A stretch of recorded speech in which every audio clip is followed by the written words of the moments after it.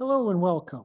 It is Thursday, February 29th, 2024. This is the Corporation of the Township of Lake of Bays with a special council meeting regarding our community improvement plan. I'd like to call the meeting to order with the approval of the agenda.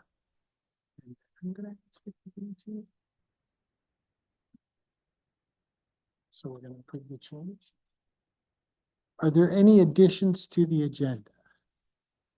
That's okay. I have an addition to the agenda.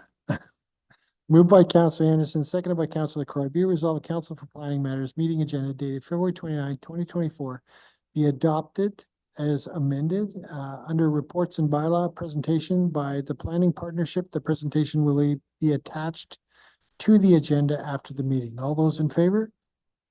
It's carried. Thank you. Okay, so now I go back and So I have a script I have to read. Good morning and welcome to the Township of Lake of Bays special meeting of the Council public meeting. This public meeting serves to present to council and the public the final community improvement plan and allow the public and council the opportunity to provide comments and ask questions regarding the final draft plan. Please be aware we are recording this meeting for the public record. All information provided is being collected pursuant to the Planning Act, will be used for the purpose of garnering your input to respond to inquiries and to be notified of future meetings and is considered public information. The Planning Act requires that a public hearing be held before council makes a decision. If you wish to provide comment, you'll be required to raise your hand and come forward to the delegation stand, or if attending the meeting virtually, use the meeting controls to raise your hand, and you'll be called by name to speak, and will require you to accept to be a panelist. This process may take a moment or two. Please clearly state your name and address, provide comments or questions. Please note your comments will be recorded for the public record. Note those that have spoken or provided written comments will be added to the mailing list to receive a copy of the decision. This meeting is now being called to order. I'd ask Councilor LaCroix, could you please read our land acknowledgement statement? Through you, Mr. Mayor. 9. We recognize that we gather here in the traditional lands of the Anishinaabe and the Haudenosaunee nations, acknowledging we are settlers here. We make our homes today on our land bound by Treaty 13. It is through the long stewardship over the thousands of years and the forced sacrifices of the original inhabitants that we are able to make this beautiful place our home. The ongoing stewardship of the environment is a legacy we must strive to treasure and preserve as we continue to learn from one another and grow together, sharing our collective history. We invite everyone to investigate the findings of the Truth and Reconciliation Committee and the treaties that still bind us all so that we may share this land with honor and respect. Miigwech. Miigwech, Councilor LaCroix. Thank you for that. I'd like to ask council, is there any disclosure of pecuniary interest in the general nature thereof? Not seeing any. Thank you for that. We have no delegations, and then we're going to move right into the meeting, and April's going to set us up. So go ahead, April, whenever you're ready. Thank you, Mark Glover. So as a brief overview of the Community Improvement Plan project to date, the township has undergone a comprehensive public consultation process, including one-on-one conversations, 2 virtual public information sessions, 2 in-person public information sessions, 2 surveys, ongoing in-person assistance by staff, as well as a statutory public meeting on November 28th of 2023, and then another statutory public meeting today. The purpose of the November 28th, 2023 meeting was to present the draft community improvement plan, gather comments, and answer questions from council and the public. Township staff have worked with the consultants to further update the community improvement plan. The plan was revised based on feedback received on the draft plan, including comments from the Ministry of Transportation and the District of Muskoka. An updated community improvement plan was made available for public review and comment on February 2nd of 2024. And notice of today's statutory public meeting was circulated in accordance with the Planning Act. Prior to implementation of the Community Improvement Plan, Council is required to pass a bylaw to designate a community improvement project area. When this bylaw is passed, Council may then proceed to approve the Community Improvement Plan. A draft bylaw to designate community improvement project areas is included as attachment 1 to my staff report, and a draft bylaw to approve the community improvement plan is included as attachment 2 to the staff report.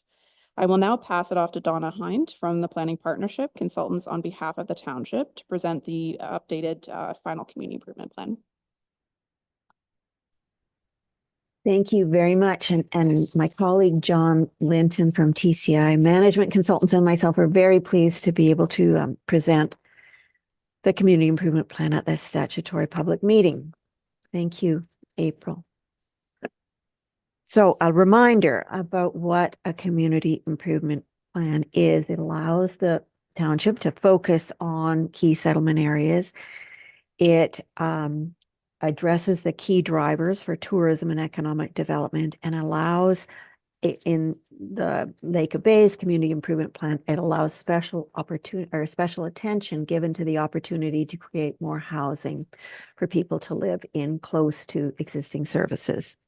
So the community improvement plan basically has two prongs. It identifies opportunities to improve the public realm, streets, parks, open spaces, and it presents a whole suite of incentive programs to encourage revitalization and redevelopment, and that's to improve existing properties and to promote redevelopment.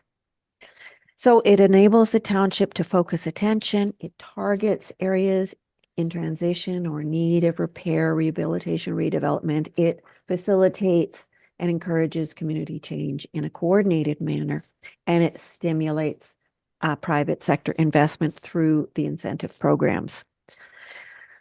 We are really happy to have been part of the process, and we recognize that anticipating development with the help of the CIP is really important for the township.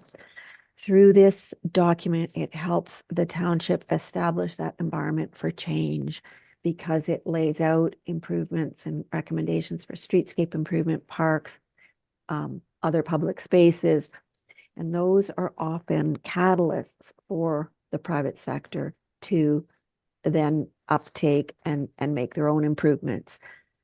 There's also a very supportive administrative structure, and we believe strong political will that's really important to making change happen. We got to say every step of the way through this process, we've worked hand in glove with the township staff team, and we really appreciate their input. Through this work, we're also reducing risks. We know that the private sector is risk adverse. We know that the township has to champion private sector development in a way that meets the intent of the CIP. We hope that this establishes a kind of clear point of departure for the private sector to respond, and that we know that we've seen many places that we work that those places facilitate redevelopment. There's flexibility in interpretation. We also recognize it's important to reduce the costs. And so that's what the financial incentive programs in the CIP are aimed at doing. So we've looked at 4 focus areas: Hillside, Baysville, Dwight, and Dorset. I'm going to walk you through some of the changes that we're recommending in those places. As April said off the top, she gave you a great summary of the engagement that we've done over the past several months, and we've had terrific input from the community. So there's 7 key components of the CIP. We talk about signage, wayfinding, marketing, we talk about active transportation, parking, streetscape and landscape, parks and community facilities, infill development and redevelopment, and then finally the incentive and improvement programs. Excuse me, Donna, Yes. are you trying? Oh, I'm not share sharing your my screen? screen. Well, Oh my goodness. From our end, you're not anyway. Oh my goodness. You'd think after all these years of doing virtual meetings, and that is absolutely my fault because I usually go to my colleague, in this case, John, and I would say, are we sharing? Am I sharing my screen? I really apologize for that. Let me just flip back and see. I'm just going to go through super quickly the components of the CIP, what it enables you to do, the this is a new slide that I've added over the past couple of months. And for me, it's really important because it's the three main things: establishing the environment for change, reducing the risks, and reducing the costs. And I walked through those briefly. The 4 settlement areas that we're focusing on, the 7 components of the CIP. And then thankfully, you let me know that you're not to this point. So from now on, we proceed. So signage, wayfinding, marketing, one of my very key pet projects when I do anything related to tourism or waterfront or recreation development. So imperative because it helps orient people to all the great things you have in the township. And there's fantastic signs that are in each one of the settlement areas. So it's such a great point of departure. And so there are nothing but opportunities to extend that commitment for wayfinding and signage, to have directional signs for motorists and pedestrians, to have information kiosks, to have interpretive signs, and then to have those key destination signs.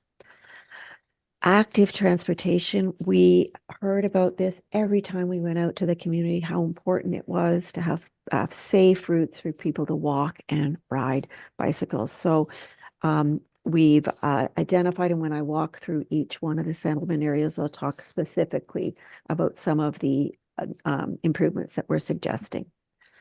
Parking strategy, next to signage and wayfinding, parking is always just right there under the top key concern. And so I believe, after decades of doing work, that a visitor or tourist rarely chooses a destination because it has parking, and that a beautiful village, settlement area, hamlet is not created because it has vast expanses of parking.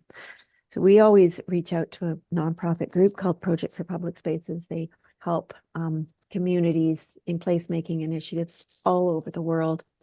And they have said consistently, nobody goes to a place because it has parking. And they also say the current obsession with parking is one of the biggest obstacles to achieving more livable cities and towns. So we went through and we talked to people at every event that we had over the past few months, and we came up with 11 initiatives to consider with respect to parking. And these are outlined in our CIP, but includes things like reviewing the bylaw to make sure it's not an impediment to parking. It includes things like exploring opportunities to purchase or lease land. It talks about ideas about temporary or event parking, enhancing wayfinding and signage, using every opportunity to share parking, especially the big parking areas that the township already has at some of its community facilities. Next bundle of improvements is about parks and recreation facilities. And the township has already completed a terrific, and I've said that every time I've presented, a parks, open space and recreation strategy. And so we've used that as, again, the point of departure for recommendations, because it was a terrific suite of suggestions. And I'm going to talk about those when I go through each one of the settlement areas. Streetscape and landscape, I think it was when we presented at our September public sessions, and the very next day, the district announced there at Muskoka Main Streets a new active transportation and economic development program. And so it was as if everything was aligning for us, because we talked a lot about the importance of creating beautiful streets in the settlement areas. We talked a lot about the beautiful landscape that surrounds the settlement areas, but yet the urban places are almost devoid of that beautiful landscape, and how important it is to bring that in to the streets. And so the district recognizes the importance of those streets as places to walk to businesses and public spaces. And we were also really excited to hear that the district might have some funding to help with construction. Infill and development, we know that April and her team are addressing and dealing with some development applications, which is terrific. There's a little snapshot from Baysville development right across the road from the mill and the dam, and just how important infill development is accessory residential units on existing properties, especially in the core commercial areas, that it could be rental, ownership, tourist accommodation, just every opportunity should be explored to work in partnership with private developers and owners and housing providers to provide housing. So we're looking at amending the zoning bylaw, making recommendations to amend the zoning bylaw to enable a mix of commercial and residential uses in commercial zones. Building permits would be issued. And then when with an amended zoning bylaw, then the available community improvement funds can be allocated to improvements rather than approval processing. And then I'm going to ask John, when I go through the settlement areas, to talk specifically about the incentive and improvement program. So I'll leave this until I walk through some of the improvements in the settlement areas. So to go through, I'm going to walk through Baysville, and I think I have Dorset, Dwight, and Hillside. So Baysville, the CIP is the entire settlement area, and then the core commercial area is outlined in red. In each settlement area, we present a bit of a framework plan that talks in Baysville situation, the core Main Street in pink, suggestions for improving the sidewalk, the landscape, the pedestrian crossings on Muskoka Road 117, opportunities for residential infill in the core commercial area, because as we all know, it's fully serviced. The importance of signage, especially at the gateways to the core area, and then incentives for businesses that are, business uses are outlined in red.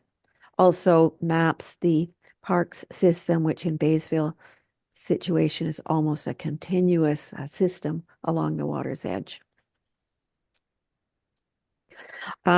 In terms of the parks and recreation facilities, we bring forward the suggestions that were in the Parks and Recreation Master Plan with respect to Baysville's waterfront park, riverfront park, with the dam, the park along the dam, and with the area around the community center. And in this situation, it was adding signage to indicate access to the public beach, maybe providing a splash pad at this ideal location, adding benches around the playground, maybe adding a pavilion for use by the day camps. In terms of let's see where I am. Go up one.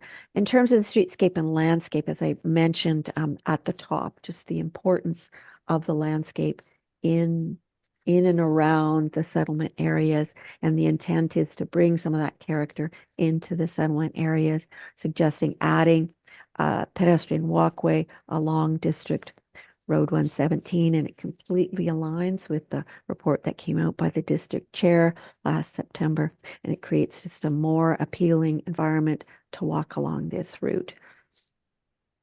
So this a diagram and illustration that just shows the benefit of having a clearly defined route, benefit of having some kind of landscape character. We understand that those drainage swales are important for runoff and infiltration, and we had lots of conversations about responsibilities for maintenance and management. But the diagram is meant to illustrate an intent to just make it a safer place to walk along 117. And we've all done that walk, and it's not a very appealing place to be when you're with other members of your family as well. And then this goes as well all the way along the route. There is opportunities to intrinsically add and work within the existing landscape to add the pedestrian route and maybe some seating along the way. We looked in Baysville about opportunities for infill just to demonstrate the possibilities. These are not specific development applications or illustrations of what happens when you look at the service center that's on the one approach to Baysville, and you think about what could it be with a mix of uses that we talked about earlier, where those service uses can still exist on the ground floor, and there could be some accommodations and housing on the upper floors. And the diagram also illustrates what it looks like when you start to think about the landscape, the Muskoka landscape around all of the development sites. And then we look specifically along that Main Street red zone that I showed in the initial diagram, and what would happen if we looked at opportunities to infill a mix of uses on that street to give more places for people to live and more places for people to open up shops and services. And then we switch to Dorset. Again, the whole community improvement areas, the whole settlement area, the core commercial area outlined in red. The framework plan identifies the green spaces. Here's the boundary of the municipality, is just where my cursor is along Main Street. The red buildings, the incentives for businesses, the possibilities for more significant infill development in the hatched area, opportunities for the SS big one. We bring forward the suggestions from the Parks and Recreation Master Plan with respect to the Centennial Park. We talk about opportunities that were identified in the 2016 Waterfront Master Plan for the area where the Big Wind docks, suggestions for the Marine Museum, suggestions for additional docking. We also identify similar suggestions for streetscape and landscape, and we know I'll obviously be working in partnership with the adjacent municipality to identify clear places for people to walk. Luckily in Dorset, there is a sidewalk on one or both sides of the road through the main part of town, but the intent also is to augment the landscape while working in association with the adjacent municipality as well. Demonstration of possibilities. Here we're looking along the main street at the bridge, and we're looking specifically at my cursor where the existing museum building is, and looking at what the possibilities might be with very modest infilling, where it's a 2 or 3 story building where there could be residential uses on a 2nd and 3rd floor and commercial uses on the main floor. Then we switch to go over to Dwight, and we have, I'm going to talk about 2 separate, where's my other map? Yeah, we're going to talk about areas around the, sorry, I'm going to talk about 2 core commercial areas, one around the access to the beach and the other where the municipal building is. And so the entire community improvement area is the black outlined area with the 2 core areas. So the core commercial area near the grocery stores and the park and the beach access, so opportunities for residential infill, where whatever we can do, however we can do it, working in association with the Ministry of Transportation to increase the landscape and enhance the landscape and the pedestrian safety along Highway 60, incentives for businesses, and opportunities for maybe modest redevelopment that I'm going to talk about.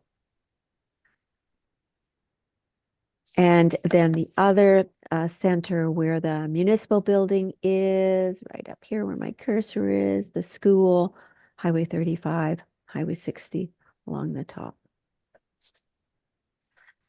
In terms of parks and community facilities, we know that they're essential ingredients for a healthy and vibrant community and a destination for both residents and visitors. So like always in every community, we think that public spaces really demonstrate the values of that place and require strategic investment over time. And so in Dwight, we know that it's the beach, very popular beach, the park, Goldie Park, and up by the municipal building, the place by the library and where the outdoor rink is. So in terms of the beach, again, it supports the recommendations from the Parks and Recreation strategy. maybe a skating rink with lighting on the lake, pop-up seasonal, improved maintenance, repair and rehabilitate the pavilion, continue to allow on-street parking. And we've added the opportunity to consider identifying dedicated parking for the Big Win within walking distance of the dock. And then with respect to Gouldy Park, to support the continued use for the park as the farmers market, to provide an accessible playground, more seating and picnic tables. And then over by the municipal building, community center, develop a loop, add additional recreation amenities, continue to support the exploration of the library expansion, and then at the rink to consider adding a roof and a warming hut. Active transportation along the road to the beach, to clearly sign it as a pedestrian route and the connection to the beach, and to make it mostly this is the location that has to be signed with maps to show people where you are and how far it is, and to say this is the route to walk to the beach. And here we are on Highway 60. And looking again, like in every settlement area, how can we bring the landscape in? How can we define a safer pedestrian route for pedestrians?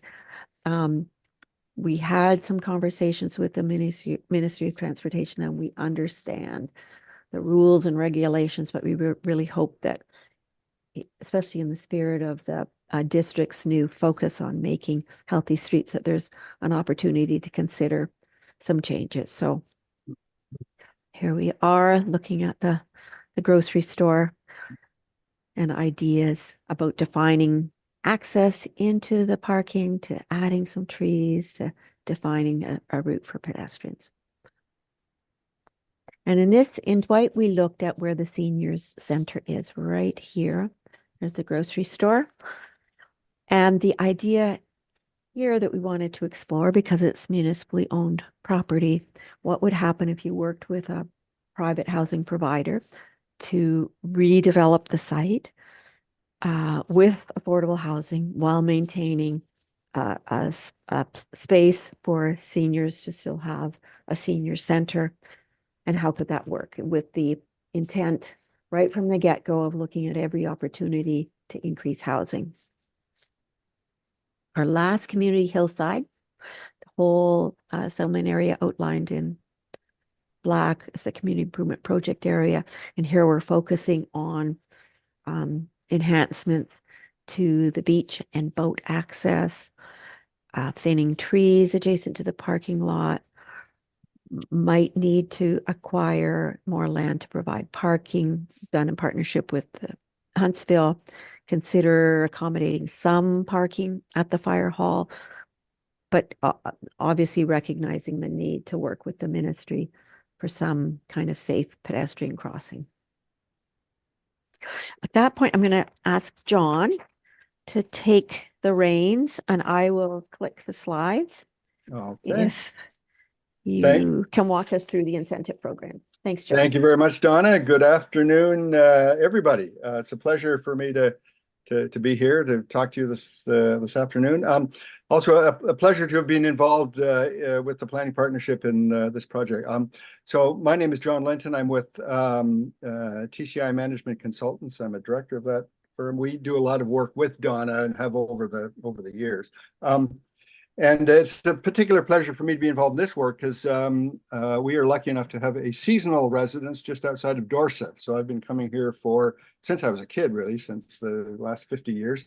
So it's great to be able to contribute to this project. Donna has been talking about the public realm improvements. I'm going to now switch to talking about some of the private sector incentives that are part of the plan. As Donna was saying at the very outset, any CIP, community improvement plan, has two components, one oriented towards public sector improvements and the second towards incenting the private sector to make improvements in the various areas. So I'm going to talk about that aspect of things. We are looking at 4 types of financial incentives. The first is just a rebate of fees and charges that may be levied to a property owner when they want to undertake some kind of an improvement. So these would be either planning application fees, building development fees, development charges, where that applies. That doesn't apply to you folks at this point, but and then there may be other smaller fees related to the development proposal itself. So one financial incentive is to rebate those fees. A second category is called tax increment grants, and these are an opportunity for the municipality to rebate the difference on the tax bill between what the assessment was and the taxes were before the improvements were made and then after. And typically these are done on a sliding scale, graduated over a number of years, typically 3 to 5 years, sort of thing. So we all recognize that when after their improvement has been made, the assessed value of the property goes up and then taxes will go up. So this is a way to ease that tax burden over time. So typically in the first year, for example, when the improvement is on and the new assessment kicks in, maybe 100% of the increase in taxes would be rebated to the property owner.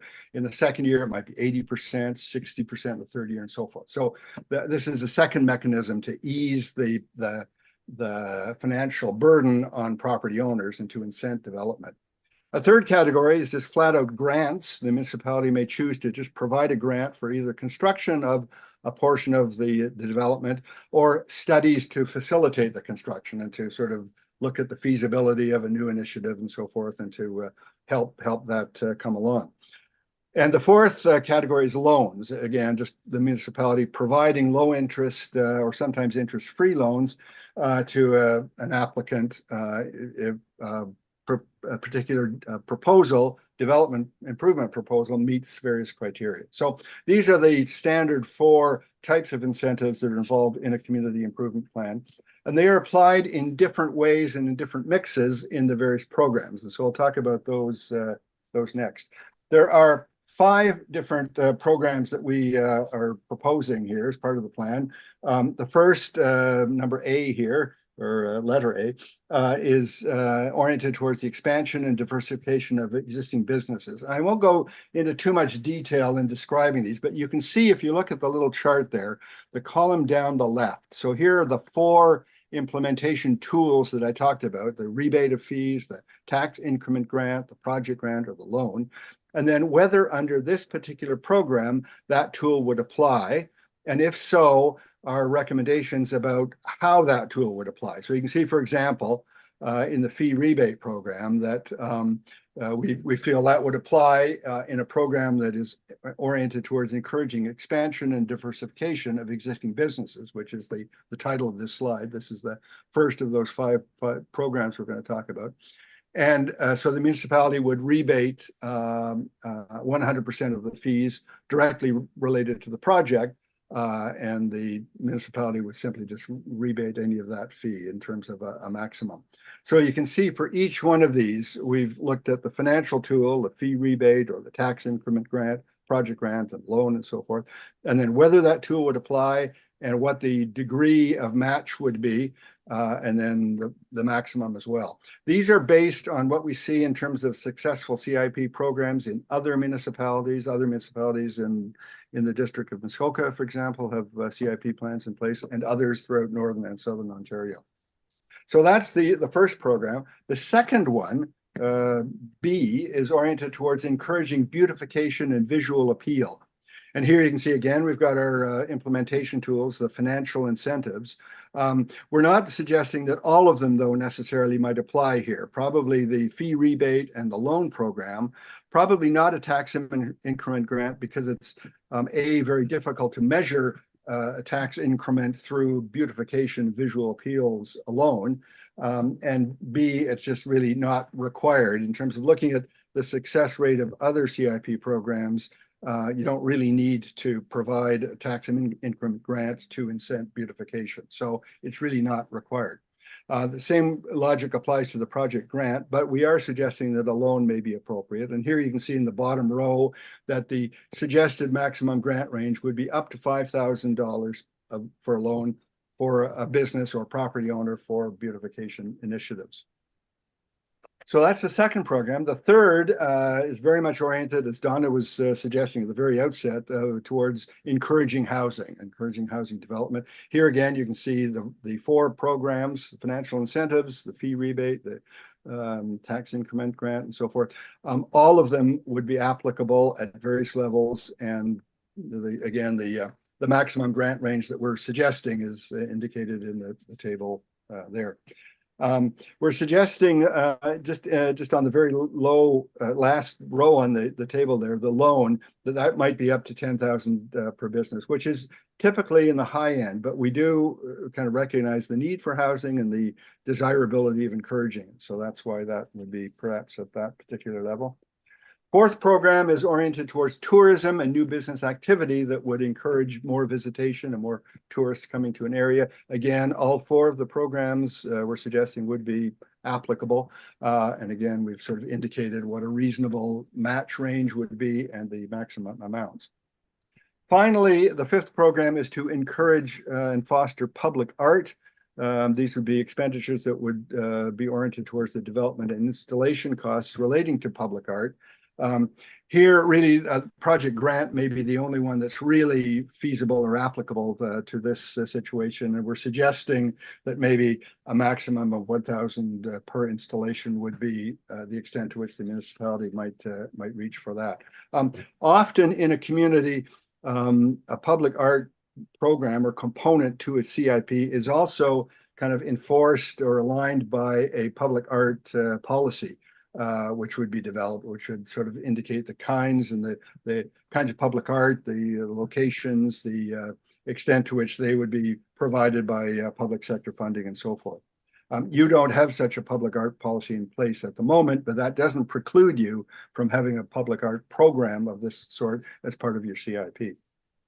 So those are the 5 programs we're suggesting. There are a couple of other components to think about. One is how you market and promote the CIP. And we've been involved with some municipalities who have a very elegant, fine, well thought out CIP in place, community improvement program in place, but they don't or haven't promoted it to the people who might use it, the property owners and the businesses and so forth. So as a result, not much happens. So it's very important to alert the community, and particularly the property owners and the businesses, to the fact that you do have this incentive in place and that it's easy to use and so forth. So in terms of marketing the CIP, we're suggesting that there be a number of things considered. One would be a public meeting at the conclusion of the finalization of the plan to ensure widespread awareness.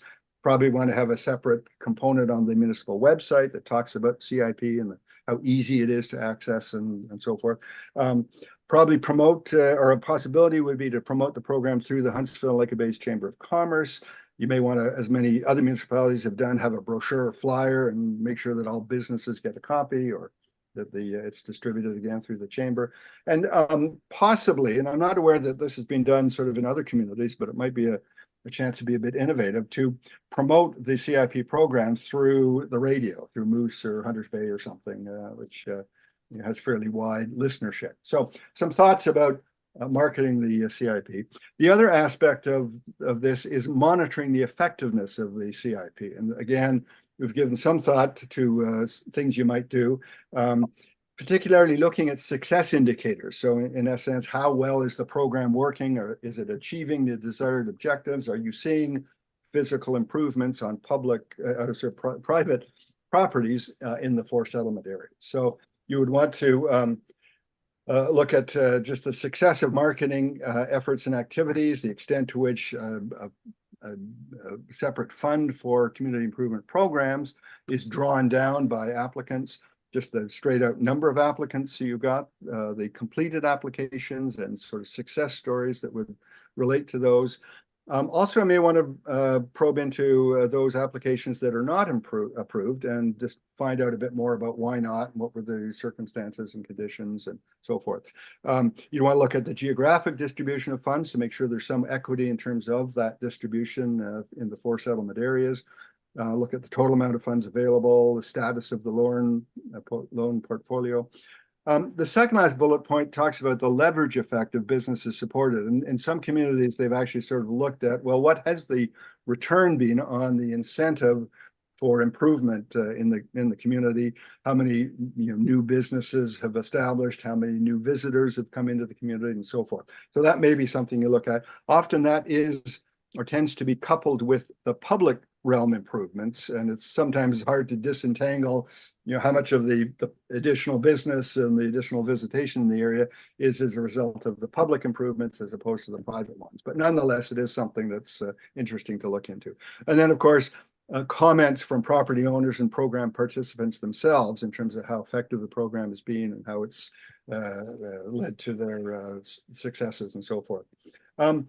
And then just a couple of other quick things. You probably want to also review on an ongoing basis the success of your marketing efforts, whether if you do radio programming, for example, that has any return and so forth.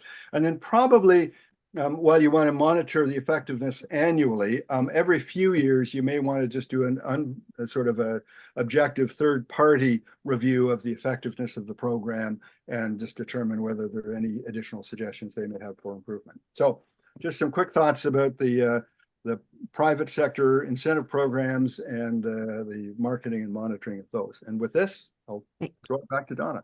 Thanks, John. And that is the end of our presentation. So I'm happy to turn it back over to you. I'm going to stop sharing my screen. Okay, well, thank you very, very much for that. It's for the public who are watching for the first time, it's basically a snapshot of what could happen, what could be. And there's all kinds of wonderful ideas there, and we appreciate it. Thank you very, very much for all the work that you've done. There's some really exciting ideas there, and we'll see where it leads us. So first off, Council, do you have any questions or comments? Councillor Papard. Thank you, Mr. Mayor, and thank you for the presentation. I have a bit of a chicken and egg question. In small communities like Lake of Bays, would it make more sense for the township to take the first steps in beautification, access, public access, walkability, before we get our expectations too high in terms of the private sector jumping on board? I'm going to start, and John, I know you probably have some thoughts too. I don't, I think it's and. I don't think I would want it to be too linear that you say, we're not going to take any interest, any applications from the private sector until we improve the park or do something at the beach or paint the pavilion. I think you just want to be open to every and any possibility. John, what do you think? I would agree totally, Donna. I think that the likelihood is that by signaling to the community through public realm improvements that you're open to this, but at the same time, having the private sector component of the CIP, the various financial incentive programs, up, running, and available. It's no, if your nose to have them there and available, and if somebody wants to, match you at the same time in terms of doing their own private improvements at the same time as you're doing the public ones, so much the better. But I would totally do them both. Thank you. Further questions? Councillor Tapp. Thank you, Mayor Gulliver. So the CIP applies only to the core areas, am I correct? No, so there's the CIP is the entire settlement area. So on the maps, here, let me just designated settlements. So so it's the whole area, and then we did identify the core commercial areas, but the programs, especially the housing programs, apply. Okay, so what I'm leading to is that there's some tourism attraction outside the settlement area that would like to get in on the loan to improve their facility, whatever, hiking trails or anything. Are they excluded from this? John, I believe we and April and I talked about this when we started out by just focusing on the core commercial areas, and then we did identify the CIP to be the entire settlement area. So I believe that the funding programs apply to anywhere in them. Correct, John? I think that's true. Yeah, anywhere in the settlement areas. For attractions that are outside the settlement areas, I guess at this point, if you go with this plan, they would not be eligible. However, there's nothing at all to prevent the municipality from opening up the program to more areas. In fact, some municipalities have the entire municipality as their CIP area, eligible area. So you could do that. But I guess in the sense of sort of starting, you know, and trying to achieve some critical mass in the places where improvements might be the most visible and might really start to get the ball rolling and the interest and so forth. We just thought the settlement areas were the logical place to start. Further questions? Councillor Brooks. Thank you, Mayor. One of the points that I picked up on was in the early part, first of all, a very good report. Thank you. Parking is not driving the need for development. Perfect example of that to me is growing up, I used to drive through a little community called Brooklyn. Mhm. And if you drive through that little community now, Mhm. it is like Niagara on the Lake. It's awesome. It's very But if you're going to go to one of the little pubs or stores, you know where to find a parking spot. It's not necessarily that it has to be right in front of you. So I guess one of the things that I look at is, should we be looking at, and again, we're just, this expression is spitballing right now, but it should we be looking at maybe reducing the need for, or reducing the number of required parking spots? And that's absolutely a possibility. So one of the items in our parking strategy is indeed to look at the parking bylaw to make sure that you aren't imposing impediments to redevelopment. So that's a very valid comment. And certainly many municipalities are doing that very thing, reducing parking requirements. Donna and all, just to add to that, I was reading a very interesting thing just a few weeks ago that talked about over the next decade. I'm not sure I believe this forecast, but at some point in the future, anyway, this was saying over the next decade, cars will park themselves, and they will, they'll drop you off in front of the pub, and then they'll go and park somewhere off. And when you want it back, you press your phone, and it'll come back and be right there waiting to pick you up. So parking may not be a problem with us forever. It may solve itself at some point in the future. Did you have a subsequent? Go ahead. Thank you, Mayor. Kind of along that same line, in looking at some of the pictures that you were showing, it drew my attention to one of the issues in our established areas. We're dealing with sidewalks and access points that are very old in their dimensioning.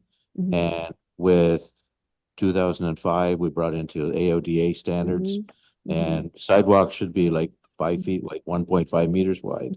How do we deal with that when we don't? I would just like your thoughts on that.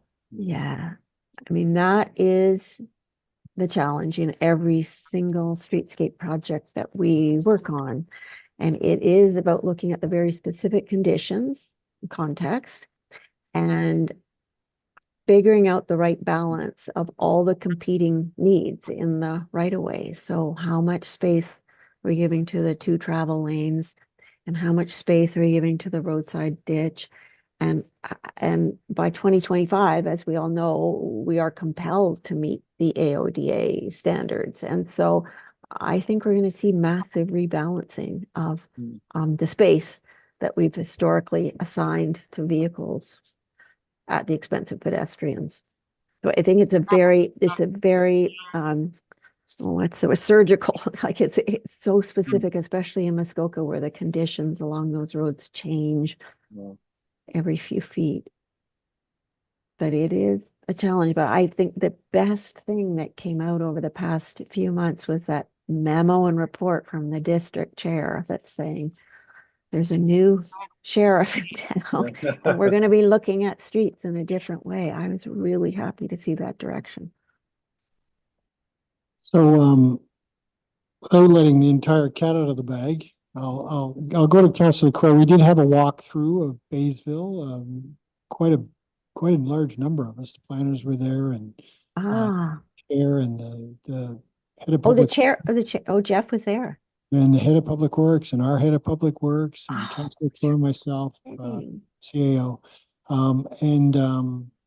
I believe something will be coming forward. Oh my God, that's fantastic. But it was a very exciting walk. There's all kinds of ideas that Oh, that's forward, fantastic. and so I think this thing will get up and rolling sooner. Oh, that is such great Councillor news. Croy wants to tell you exactly what happened, but he's Okay. allowed to. So go ahead, Councillor.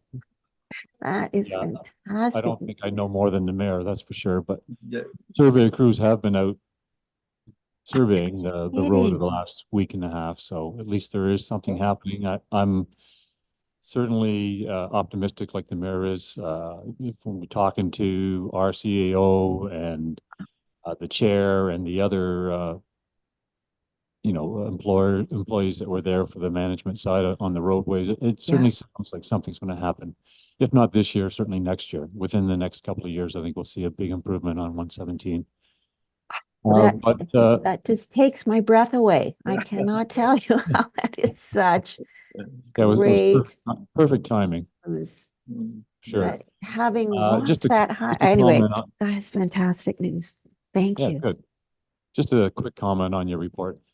So yeah, Donna and John, I'd certainly like to thank you for what you proposed, and I personally am looking forward to seeing if the private sector does come on board and take us up on these offers and try to improve not only Baysville and Dorset, but all our communities, all four of them. And but I'm also more excited, I think, about the municipality, what we do.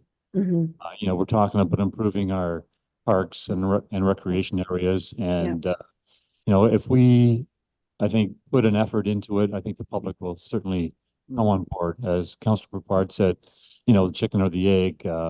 Certainly, you want to leave it wide open, but I think if we take the initiative and start, and the public start seeing the improvements in our communities, I think it will snowball. Yeah. Thank you. Yeah, that's absolutely, that is setting the environment for change, that this is it's a new reality, and you're out there demonstrating that strong political will. That's fantastic. exactly, yeah. Further questions? Councillor Brooks. Thank you, Mayor. Just to follow up to Councillor Lacroix's comment, one of the expressions I've used from a gardening perspective is you plant a seed today doesn't mean you're going to eat a tomato tomorrow. It takes a while. It takes the time that for us to show that we're interested. They will then show that they're interested, and it'll all, again, it's back to that Brooklyn Village scenario. Yep. One of my concerns is maybe trying to ensure that we don't give too much freedom to some of the projects that a neighboring municipality might do, and that is not enforcing things like snow storage when they're doing design work, not enforcing enclosures around garbage bins, things like that. Like we need to maintain a quality that Yes. we're just can't get into that realm. Yeah, I mean, I agree. And everybody wants it to be beautiful, whether it's a beautiful park, a beautiful redevelopment, a beautiful parking lot, a beautiful sidewalk. So you're right, those, to not lose sight of the importance of those things that you mentioned. Completely agree. Further council questions? Okay, I'm not seeing any, so we're going to go to the members of the public. Do we have any online, or we have a couple of folks here? Did you want to ask any questions particularly? No? Is people online? So for the folks online, if you wish to speak, if you could raise your hand and we can get you on if you'd like to say something.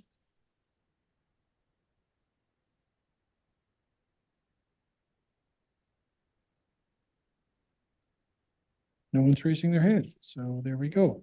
Well, again, thank you very, very much for the report. It isn't the first time we've seen it, so for the public watching for the first time, there was a lot of questions, a lot of things were brought up. Yes. There was a number of public Yes. meetings, which I attended a couple of, and so I'm going to go ahead and move ahead unless council has any further questions. Okay, first I have a resolution moved by Councillor Croy, seconded by Councillor Anderson. Whereas the Council Corporation of the Township of Lake of Bays receives the staff report, updated community improvement plan, communities of Baysville, Dorset, Dwight, and Hillside, dated February 29th, 2024. And whereas the township held 2 virtual public information sessions on July 6th, 2023, 2 in-person public information sessions on September 18th, 2023, 2 statutory public meetings on November 28th, 2023, and February 29th, 2024, and gathered feedback through 2 surveys and one-on-one conversations. And whereas prior to the implementation of the Community Improvement Plan, council is required to pass a bylaw to designate a community improvement project area. Therefore, be resolved that bylaw 2024-033 to designate community improvement project areas be read and passed by council, and further that bylaw 2024-034 to approve the community improvement plan be read and passed by council. Further questions, councillors? Seeing none, all those in favor? It's carried. Thank you. And I have a couple of bylaws. The Corporation of the Township of Lake of Bays bylaw number 2024-033 being a bylaw to designate community improvement project areas. All those in favor? And it's carried. Next, the Corporation of the Township of Lake of Bays bylaw number 2024-034 being a bylaw to approve the community improvement plan. All those in favor? And that's carried as well. So,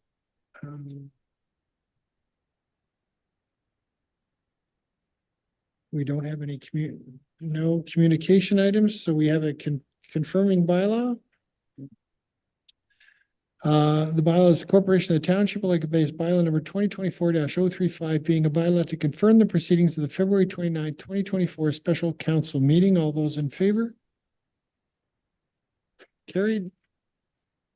And moved by Councillor Brooks, seconded by Councillor Croy. Be resolved, the Council Corporation of the Township of Lake of Bays hereby adjourns at 1:56 p.m. to meet again on March 12th, 2024. All those in favor? That's carried. So thank you again very, very much. We Okay, appreciate all the thank you. work, and we look forward to all the improvements we're going to make in the Township of Lake of Bays. Thank you. Yes, me too. Thanks, Thank you everyone. very much. Thank you very much, all. Thank you all very much. Okay, bye. Have a good